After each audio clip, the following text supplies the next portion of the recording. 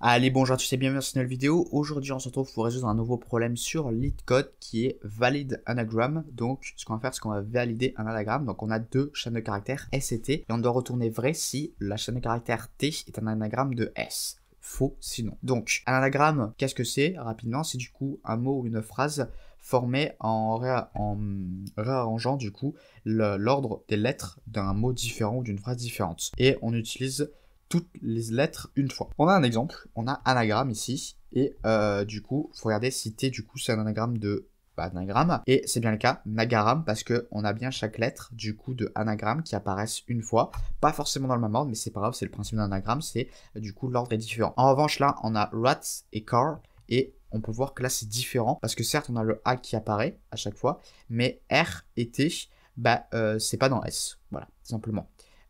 Ça devait être C et R. Alors R, oui, il y est, plutôt, je l'avais pas vu, mais le T, par contre, il n'y est pas. Et le C devrait y être, mais il n'y est pas. Voilà. Donc du coup, ce problème n'est pas super compliqué, c'est à nouveau un peu le même principe qu'on avait vu dans les précédentes vidéos, donc si vous ne les avez pas vues, en vrai, vous pouvez aller les voir, parce qu'il y a peut-être un peu plus d'explications.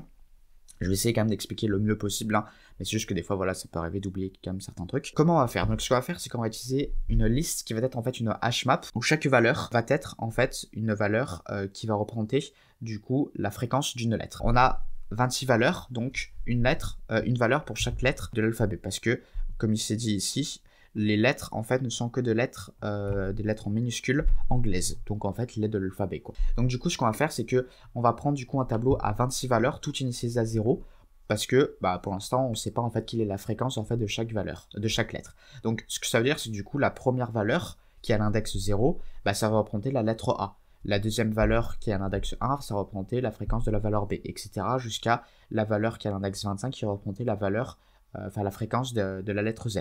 Donc ensuite, qu'est-ce qu'on fait? Donc on itère à travers notre chaîne de caractères S, et on va calculer du coup tous les mots, on va trouver en fait tous les mots, toutes les lettres pardon, qui apparaissent, et on va calculer leur fréquence. Et du coup, si une lettre apparaît une fois, du coup, on augmente du coup la fréquence juste de 1. Et on fait ça à chaque fois. Et si une lettre apparaît plusieurs fois, par exemple ici, A apparaît 3 fois, chaque fois qu'on va la voir, on va augmenter sa fréquence de 1.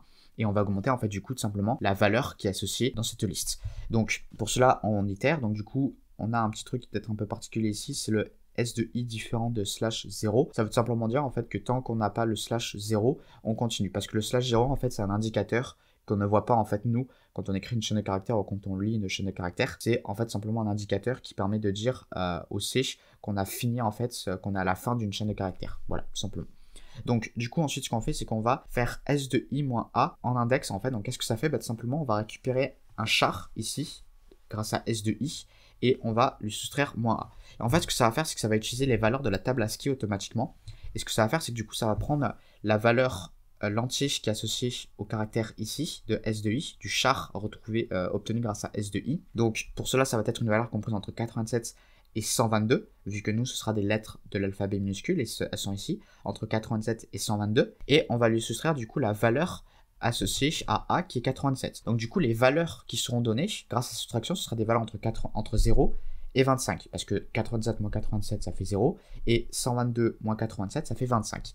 Et ça nous fait pile du coup tous les index possibles, sans erreur, pour notre H, pour notre liste H. Et donc du coup, ça fait bien ce que je vous avais dit. 87 moins 87, si on dit que S de I c'est A, ça va faire du coup 87 moins 87, ça va nous donner 0. Et 0, c'est bien la valeur, c'est bien l'index en fait de la valeur qui est associée, entre guillemets, dans notre tête, qui est associée du coup à la lettre A, à la fréquence de la lettre A. Donc du coup, si on a A par exemple, du coup, on va avoir l'index 0, et du coup, on va augmenter la valeur de 1. Donc du coup, ça veut dire qu'on aura trouvé une fois du coup la lettre A. Si après on la retrouve après, on va augmenter à nouveau cette valeur, donc on va être à 2, etc.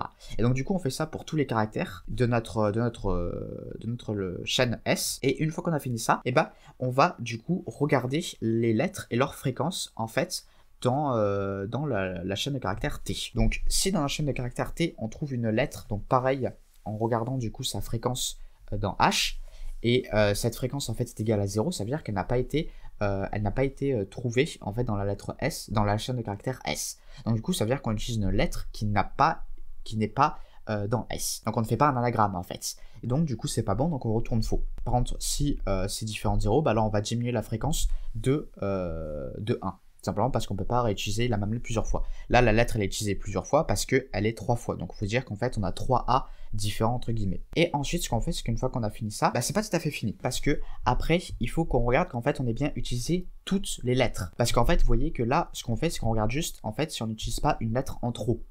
Vous voyez?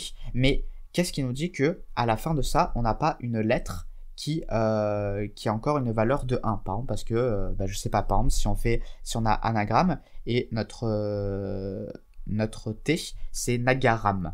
Nagarm, allez, nagarm. Donc du coup, ça veut dire qu'on a un A qui n'a pas été utilisé, sauf qu'on doit utiliser toutes les lettres une fois. Donc on aurait un A encore qui est disponible. On aurait du coup la valeur à l'index 0 qui serait égale à 1. Sauf que c'est pas bon du coup, parce qu'il faut qu'on utilise toutes les lettres. Donc du coup, ce qu'on va faire, c'est qu'on va refaire une boucle for, et on va s'assurer que toutes les valeurs dans notre H sont bien à 0. S'il y en a une qui est différente de 0, ça veut dire que du coup, on a une lettre qui est utilisée plus d'une fois. Ou non, enfin qui a été soit pas assez utilisée, soit trop utilisée. Vous voyez? Si par exemple là on avait 4 fois la lettre A, par exemple ici, je sais pas si on avait Naga A, 2A ici, Ram, ou Nagarama, allez, disons Nagarama, il y a 4 fois la lettre A, ça veut dire que du coup on a utilisé la lettre A une fois de trop. Donc ce qui n'est pas bon. Et donc du coup on renvoie faux. Voilà. Donc c'est pour s'assurer ici que on a bien utilisé toutes les lettres le bon nombre de fois. Et du coup, si là on n'a pas eu de problème et qu'on n'a pas eu de problème ici, ça veut dire que du coup on a utilisé toutes nos lettres exactement le nombre de fois qu'elles étaient dans la chaîne de caractères S. Et donc du coup on peut renvoyer vrai. Voilà. Donc du coup, un peu beaucoup de boucles for, c'est vrai, il y en a 3, mais on peut pas faire toutes ces vérifications dans une seule boucle for. Donc du coup, si vous avez des questions supplémentaires, n'hésitez pas à les poser dans les commentaires. Je vais dire dans les questions, mais ça n'a pas de sens. Et sinon, essayez de regarder aussi les autres vidéos que j'ai faites auparavant, qui sont sur à peu près les mêmes principes en fait qu'on a vu ici. Et du coup, comme ça, ce sera peut-être un peu plus clair pour vous. Voilà, portez-vous bien et à une prochaine. Salut!